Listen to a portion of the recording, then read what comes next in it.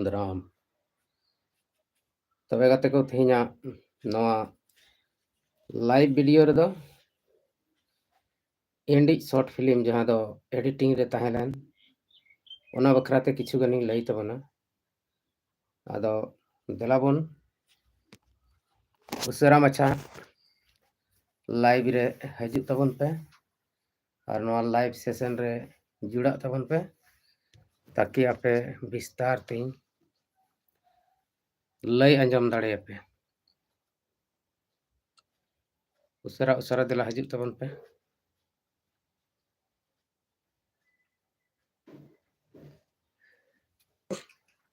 तेहना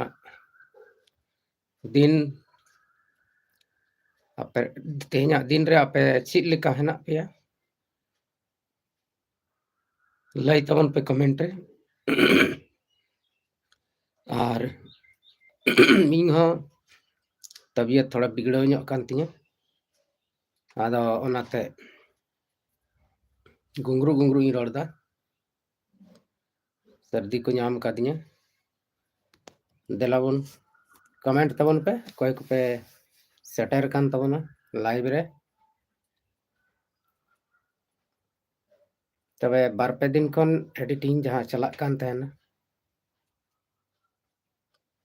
short film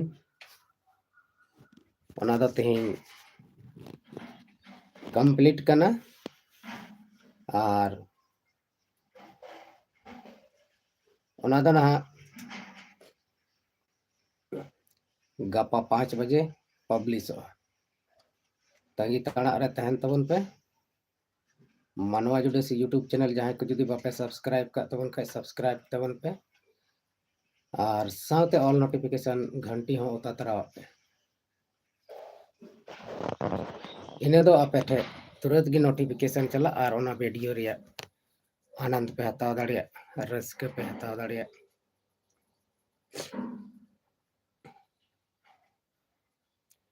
तेहन आलेया YouTube channel रे अडी लॉन्ग टाइम रे वीडियो ले अपलोड दा कारण दो आले को सनाम होड़ा तबियत गे थोड़ा बिगड़े कान तलेया मी होड़े बेसो तो मी होड़े रुआ मी होड़े बेसो मी होड़े रुआ उनका लेकाते उसरा मच्छा दो बाले अपलोड दाड़िया कना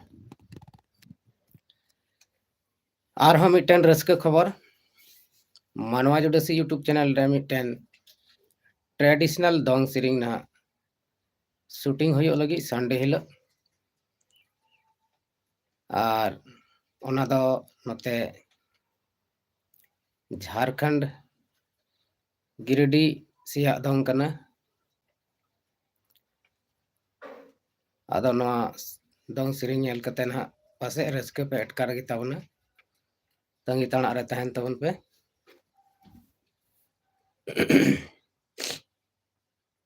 नितो मौसम को बदलक कना ओना इयते तबियत को अडी होड़ा खराबक कना अडी जोड़े सितुंग दा सितुंग को खन बंचाव रबन तहन मा जस्ती सितुंग रे आलोबन दाड़ान मा और मिटन खबर अब ठे नितो पूरा भारत दिसम रे अडी मरांग महापर्व सेटर कना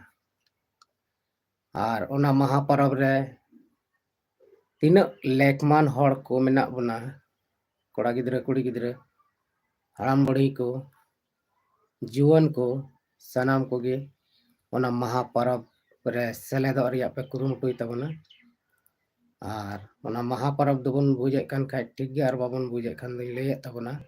ओना महापर्व रिया nyutum दो होयो कना लोकसभा चुनाव नवा लोकसभा चुनाव रे सनाम होड़ा दायित्व मेना तबना भोट एमो रिया आदो अबो अबो अपनार अपनार जहां उम्मीदवार बन बचाव का को से बन कुसिया को कान उनको बन भोट अकमा आ भोट रिया नेडा तारीख को दो अपन अपन जायगा रे मेना समय मेना ओना लेका गे बन एमा आर बन ओना महापर्व रे बन सेलेदो नितो देश रिया स्थिति ठीक बनुआ ओनाते पूरा पूरी दिस हुदिस कते भोट दोबन एम मा एनते विशेष कते इन दिन मेना अबो आदिवासी संताल बया मिश्रा को से आदिवासी बया मिश्रा को जहां दो संताली पे बुझे कान खा इᱧ वीडियो नेल कते थोड़ा गान हुदिस तबन पे जे अब आदिवासी चितान रे चेक लेका नाहाचार होयोग कना ओना इयते अब ओना जहां कीमती भोट को मेता कान ओना दो दिस हुदिस कते गेबन एमा नोआ दो चुनाव बखरा तहे कना चुनाव बखरा प्रमोशन दो बांग कना बुझ का पे अपनार निजेर हुदिस तिगे नोआ को दो मेन हुयुग कना आर जतो हड़ लगती मेना जतो हड़ गे नोंका बन लय हटिंग जोना आर भोट दो जरूर बन एम गया नितो दो दिलाबन फिल्मी जगत सेन आर हो तो संथाली फिल्म से शॉर्ट फिल्म अड़ी मेहनत कते शूटिंग हुयुग कना ओनाते सपोर्ट तबन पे ना लला सितुंग हो शूटिंग हुयुग कना अड़ी मुश्किल बुझाग कना मेनखान आपे को रस्का चुपे लगी ते कुरुमुटु तो जरूर गया आर किछुगान आलेया हो इनकम को हुयुग कना ओना इयते जरूर गया आदो आपे ले रस्का चुपिया तिना ऑडियंस को पे नेले कान जत्तो को तबे गी आलेया हो कुछ हुयुआ आर जुदी अब आपे बापे बाले रस्का चुपिया तबे आलेया हो ची हो बांग हुयुआ ओना इयते आपे दो सपोर्ट आले पे आर भाले भाले शॉर्ट फिल्म को ले अगू दाड़िया कमेंट करे लयले पे जहां कोठे भूल को हुयुग कान का ओना दो ओना लगी ते दो इका इन खोज कना इका कले पे आर सुझाव पे एमावलेया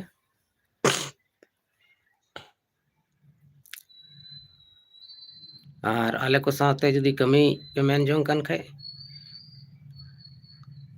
शॉर्ट फिल्म वीडियो करे डिस्क्रिप्शन करे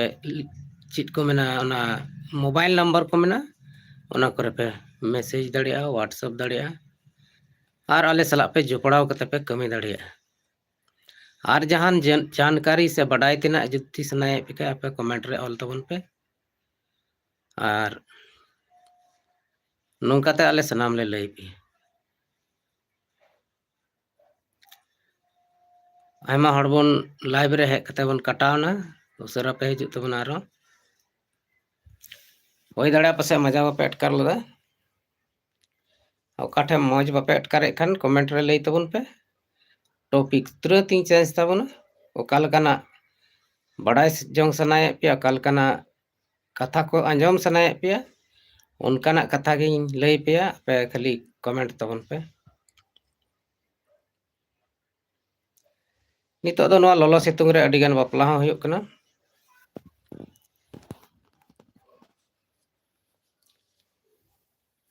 तेहें निता ना इन चला आलेया जहां ठे ऑफिस मेना तलेया जहां रे सेटअप मेना जहां रे सिस्टम ले सेट कदा और खो चलाव कते वीडियो अपलोड हुयुआ आर तेहें होई दड़ेया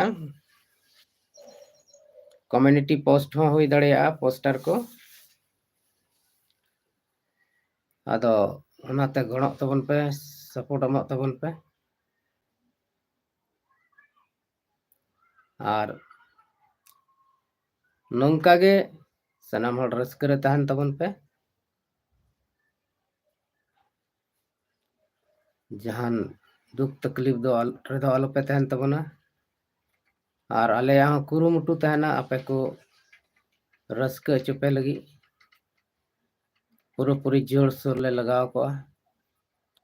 ओना लगी ते आपे आले वीडियो नेल कते आले मोटिवेट लेपे जेमन आले रस्का सला ले रोल दाड़िया रस्का ते आपे को मज तले रस्का अचो दाड़िया पे आर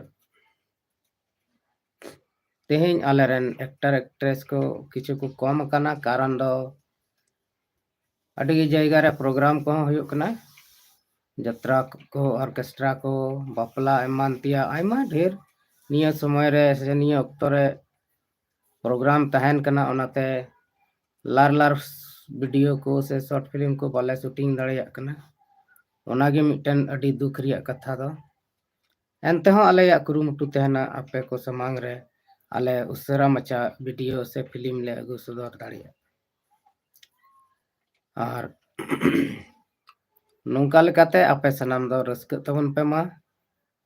और आले होले रस्क जतो हड़ बन रस्क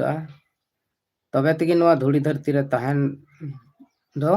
मौज बन बुझेवा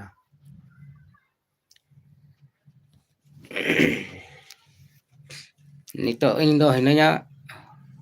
आले नवा रूम रे जहां दो सुर दिन गिले हे कना थोड़ा गान नथिंग उडुक ᱧᱚᱜ कना बाहर ᱧᱚᱜ से नते दो मौज बांग ᱧᱮᱞᱚᱜ कना ᱧᱩᱛ गी ᱧᱮᱞᱚᱜ कना ओनाते बाहर से चला दो बेस बइन बुझाव लेदा और नवा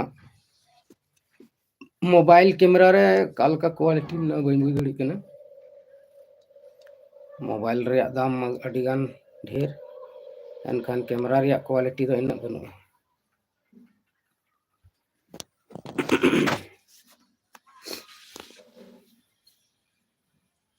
तबे खान दो आपे सनाम को मौज नपाय गे मेना बड़ा पे पसे संजय बाबू आयमा आयमा सरहाव जोहार आमेम कमेंट किदा जोहार गे ओका खच चम मने कना थोड़ा गानम लई लिखे नपाय होई को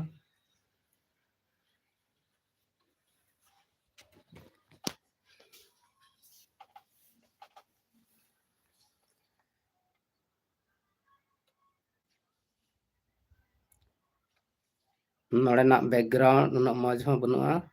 ओड़ा हो बिस्ते बांग को प्लास्टराव कदा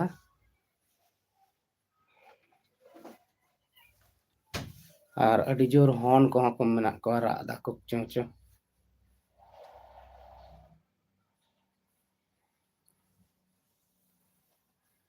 तबे गते को गपा सेता 5 बजे अबवा एंडी शॉर्ट फिल्म हजु कान तबना सनाम हड़ एक्टिव तहन तबन पे और ओना वीडियो चिलका मेना ᱧᱮᱞ दाड़े तबना पे अड़ी रस्करिया कथा आबो वीडियो माध्यम तेगे बन ᱧᱟᱯᱟᱢᱚᱜ कना कमेंट तेबन गालमाराग कना और जहां करे बन ᱧᱟᱯᱟᱢ दाड़िया खान दो अड़ी भागे गे हुआ ᱧᱟᱯᱟᱢ कते हबन रोपड़ दाड़िया ठीक है आदा नोंका लेकाते अबवा जीवन खंडा कना अड़ी हड़ आयमा लेकान जायगा रे बन कमी कना कमी तुलुj कमी फुरसुत कते यूट्यूब करे वीडियो बन ᱧᱮᱞ बड़ायदा और नोंका बन रस्क कना नितो इन हो अड़ी गान मांदा नाम कदिया और मांदा इयते रोड हो मस्ते बई रोड दाड़ी कना रोड हो फसा कान तिया बीच बीच रे आदो नोंका लेकाते जहां लका गे तहन रस्क रे तहन में और हड़ हो रस्क चुकुम नोआ गे अबवा जीवन रिया असल कथा को आदो तबे गते को तेहिना जहां लाइव सेशन वीडियो तहलन ओना दा नोडा गे मुचेद गन तबना और मुचेद मड़ांग रे आरहो मिदम अपेठे रिक्वेस्ट अपेठे नेहर आलिया वीडियो जहां को पे ᱧᱮᱞ दा बापे सब्सक्राइब का खान उनको थोड़ा गान सब्सक्राइब करता बन पे सब चेदा से सब्सक्राइब तेदा जहान पैसा दो बांग कटा तबना और से पैसा हो बांग लगाव बन ओना इयाते सब्सक्राइब बटन जोटे कते पे सब्सक्राइब दो तबन मा अंडे खान तेहिना नवा लाइव सेशन वीडियो दो ओंडे गे मुचादो कान तबना सनाम कोगे मा जोहार।